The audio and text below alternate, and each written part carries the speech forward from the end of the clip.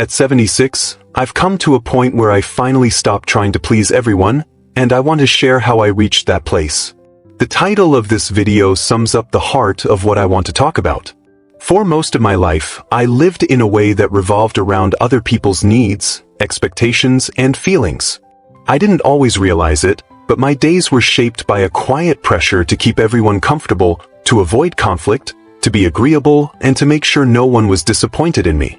And now, looking back from where I stand today, I can see clearly how much of myself I quietly set aside to maintain that pattern. So I want to tell you how that habit began, what it cost me, and what finally shifted inside me after decades of carrying it. I want to speak softly, almost like sharing a cup of tea with someone who understands, because this isn't meant to be dramatic advice. It's meant to be honest, simple, and deeply human. When I think back to my younger years, I can almost see the way this tendency took root. It didn't appear suddenly. It grew slowly, almost invisibly, from the way I was raised and the world I grew up in. As a child, I learned that being helpful and quiet made things easier for everyone. I was praised when I didn't cause trouble, when I adapted, when I stayed polite even if something felt unfair. And when you're young, those little moments of approval become powerful guides. You think to yourself that being agreeable is the safest path, the kind one, the responsible one. By the time I reached adulthood, pleasing others felt like second nature. I didn't stop to question it. In fact, I thought it was a strength. In my family, I became the reliable one, the person who could always be counted on to show up, to help, to fill in the gaps. At work, I became the one who said yes even when my plate was full, the one who stayed late without complaining, the one who smoothed over tension because I couldn't bear the thought of disappointing a colleague. In friendships, I often played the role of listener, comforter, mediator. It wasn't that these roles were bad. In many ways, they shaped meaningful connections. But they also created an unspoken pattern where I wasn't just being kind, I was bending. The bending is what I didn't notice until much later. I bent my schedule, my energy, my comfort, and sometimes even my values for the sake of keeping peace. And when you do that long enough, it becomes almost impossible to tell the difference between generosity and self-abandonment. I didn't realize how many times I had pushed aside my own needs simply because the idea of letting someone down felt unbearable. I can recall moments, so many now that they blur together, where I said yes with a tired smile while my heart whispered no. Yet I ignored the whisper every time. It's strange how easy it is to lose your own voice while still believing you're in control. When you're constantly focused on what others want, what they feel, what they expect, you start slipping into the background of your own life without noticing it. I remember evenings when I sat in a quiet room at the end of the day and felt a heavy kind of exhaustion, not just physical, but emotional. It wasn't the tiredness that comes from working hard at something meaningful. It was the tiredness that comes from stretching yourself thin, from living too much for others and not enough for yourself. People rarely notice when you're giving too much. In fact, they often grow used to it. When you always say yes, people expect you to. When you never express discomfort, people assume you're fine. And when you don't speak up, they fill in the silence with their own assumptions. I don't blame anyone for that. Most of us don't see what others sacrifice. But I wish I had learned earlier that it's not anyone else's responsibility to guess what I need. That responsibility belongs to me. As the years went by, the cost of all that people-pleasing became clearer. It wasn't just about drained energy. It wasn't just about losing time I could have spent on things that mattered to me.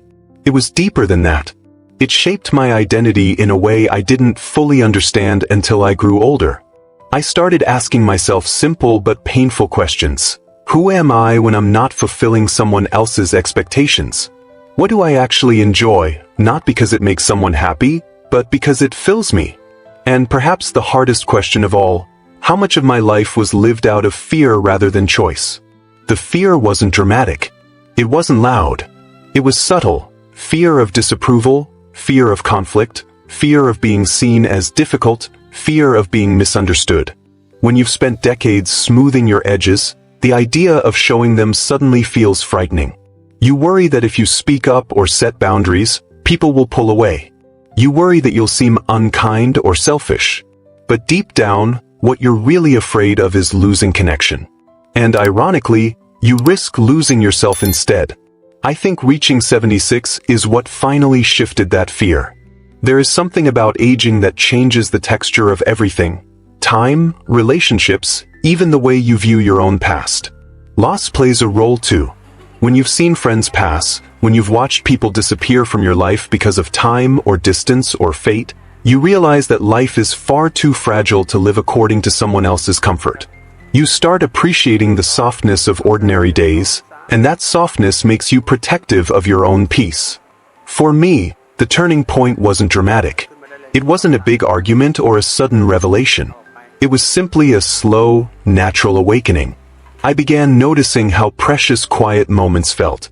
How much better I slept when I didn't overload my schedule. How much lighter my heart felt when I let myself rest without guilt. And eventually, I understood something I had resisted for decades. I mattered too. My comfort mattered. My boundaries mattered. My time mattered. And if I didn't start honoring those things, no one would do it for me. So I began making small changes, gentle ones. I didn't declare anything loudly. I didn't announce that I was done pleasing people. I simply started paying attention to myself. Before saying yes, I'd pause and check how I felt. Before helping with something, I'd ask whether I truly had the energy. Before agreeing to plans, I'd think about whether I actually wanted to be there. And in doing that, I realized how foreign it felt to choose myself. It felt unfamiliar, but also strangely grounding. Of course, not everyone understood. Some people were surprised. Some were confused. When you've always been the dependable one, the sudden existence of boundaries looks like a change in personality. But I learned not to let their reactions define my decisions. People adjust. Or they don't. But either way, it's not a reason to return to self-erasing habits. What I noticed most in these early changes was the sense of relief. It was like taking a deep breath I didn't know I'd been holding for years. I felt more present in my own days. More connected to myself. More honest in my interactions. And I noticed something unexpected. The relationships that mattered, truly mattered, didn't fall apart when I stopped pleasing. They became healthier. They became more genuine. When I said yes, it was because I wanted to, not because I felt obligated. When I showed up, I was fully there, not silently drained. And that authenticity strengthened the connections rather than weakening them. By allowing myself to stop pleasing everyone, I began rediscovering parts of myself I had forgotten. Preferences I used to bury. Interests I had put aside because they didn't fit someone else's plans. Simple joys I had rushed through because I felt guilty taking time for myself. It felt like meeting myself again, but this time with more gentleness and patience. That's where the journey began. And there is more to say, much more about the freedom that followed, the emotional shifts, the wisdom that came with letting go of long-held expectations. But for now, this is the foundation, the beginning of understanding why stopping wasn't an act of rebellion, but an act of coming home to myself. As I moved further along this path of change, something unexpected began to unfold. The more I allowed myself to stop pleasing everyone, the more life itself seemed to soften. Not because the world around me changed, but because the weight I had carried for decades was finally being set down. I started noticing how different it felt to live from a place of honesty rather than obligation. There was a quiet steadiness in choosing what felt right for me, and with that steadiness came a deeper sense of peace than I had ever known. What surprised me most was how these changes affected my daily life. Before, my days often felt like a series of tasks I had to complete in order to keep everyone else comfortable. Now, they became opportunities to tune into myself. Mornings felt different. I wasn't rushing in my mind, worrying about who needed something from me. I wasn't replaying conversations in my head, wondering if I had said the right thing or done enough to keep the peace. Instead, I felt present. I enjoyed my morning rituals more. The simple act of sitting at the table with a warm drink felt like a small victory in honoring myself. And it wasn't just mornings. Even conversations changed. In the past, I used to listen more than I spoke, partly because I genuinely wanted to understand people, but also because I didn't want to say anything that might upset them. When you spend a lifetime avoiding conflict, you become an expert at swallowing your opinions. But now, I found myself speaking up more gently, more honestly, and with less fear that someone might disapprove. I didn't feel the need to agree just for the sake of harmony. I didn't feel the pressure to shape myself around another person's comfort. I could let people be who they were, and I could let myself be who I was. Strangely, I also noticed that people seemed to respond to me differently. When you stop trying so hard, others stop taking advantage of your efforts, often without even realizing it. They sense the shift in your energy. They feel the difference between a forced yes and a genuine one. And in many cases, they begin to treat you with more respect because they realize you are not someone who will bend endlessly anymore. It's a quiet transformation, but a powerful one. Still, the process wasn't always easy. There were moments when old habits tried to resurface. Moments when guilt crept in, whispering that I was letting someone down, or moments when I hesitated before saying no because I didn't want to seem unkind. These moments reminded me how deeply ingrained my old patterns were.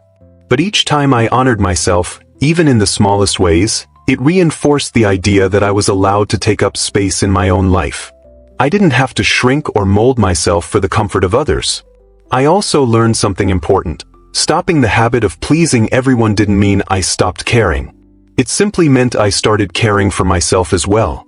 For so long, I believed that kindness meant giving without limits. But now I understand that true kindness has boundaries. It doesn't drain you. It doesn't leave you depleted. It allows you to show up with sincerity instead of resentment. When I helped someone now, it came from a place of choice, not pressure. And that made the help more meaningful. One of the most beautiful changes was how my relationships evolved. The relationships that were built on genuine connection grew stronger. Those built on convenience or expectations faded naturally, without bitterness. It was as if my life slowly rearranged itself to reflect authenticity. I made more space for people who respected my boundaries and less space for those who only valued me when I was giving something.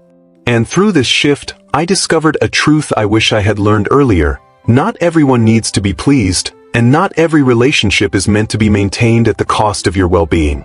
It was also during this time that I began reconnecting with parts of myself I had neglected. I revisited old hobbies, not for anyone else's approval, but purely for the joy they brought me. I rediscovered the peace of an unhurried afternoon, the pleasure of quiet reading, the simple satisfaction of working on something slowly and intentionally. These experiences were reminders that I was still a full person, not just a role or a helper or a problem solver for others.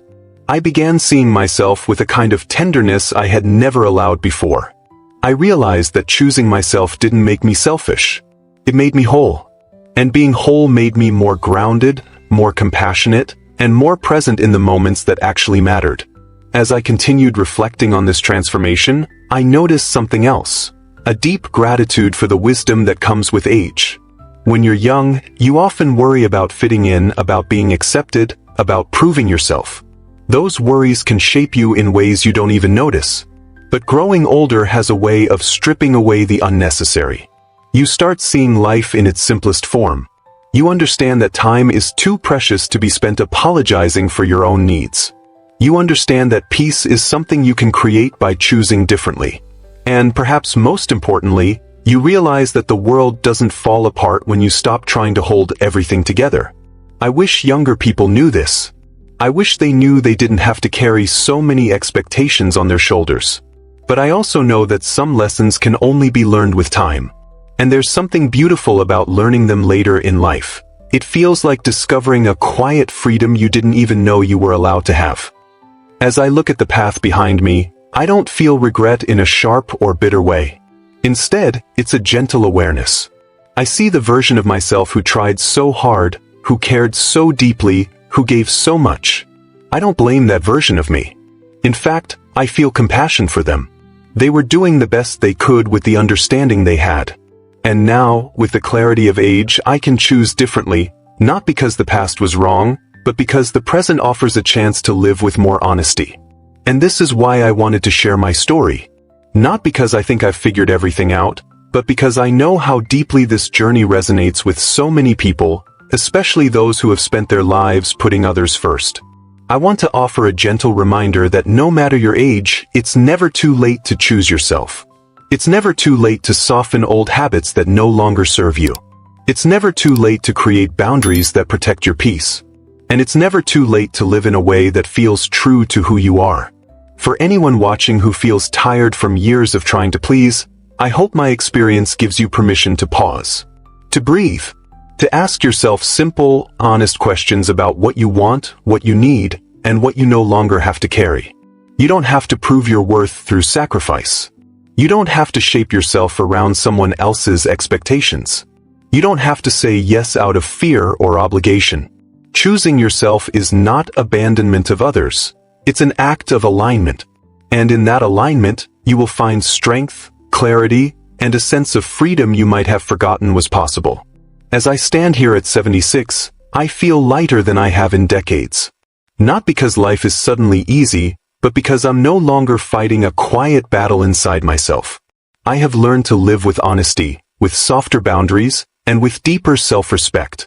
And that, more than anything else, has given me a peace I wouldn't trade for anything. This isn't the end of the journey, just a more authentic chapter. And if you're ready, you can start your own chapter anytime. Whether you're 16 or 66 or older than I am now, you deserve to live in a way that honors who you are. You deserve rest, peace, joy, and genuine connection. And you deserve to stop carrying the weight of pleasing everyone. Life becomes gentler when you choose yourself. And that choice is one of the most meaningful gifts you can give to the years you have left.